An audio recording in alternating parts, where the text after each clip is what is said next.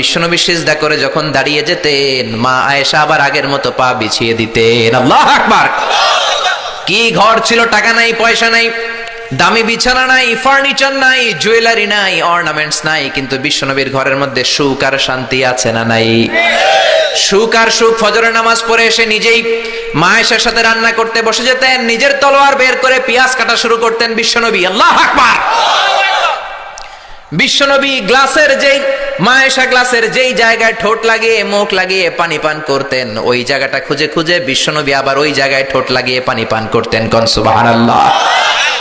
আবার গোশত খাওয়ার পর বিশ্বনবীর স্ত্রী মা আয়েশা হাড্ডি চুষতেন, চষে ফেলে দেওয়া হাড্ডিটা বিশ্বনবী আবার হাতে নিয়ে চষা শুরু করতেন। আল্লাহু আকবার।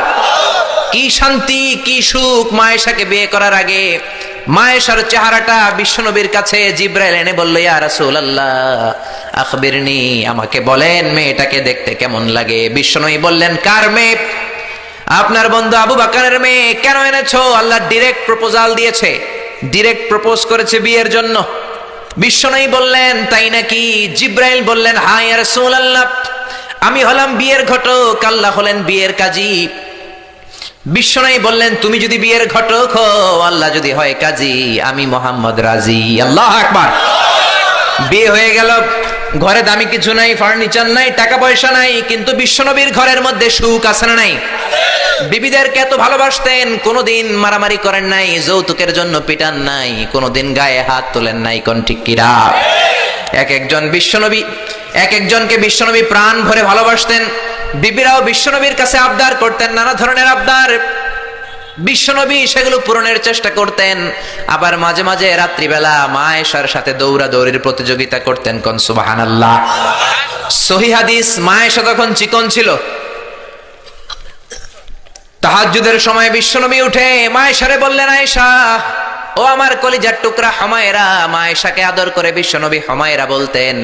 হুমায়রা মানি যেই মহিলা রেগে গেলে, খুশি হয়ে গেলে, রাগের চোটে, খুশির চোটে দুইটা গাল আনার ফলের মতো টকটকে লাল হয়ে যায়। কোন সুবহানাল্লাহ।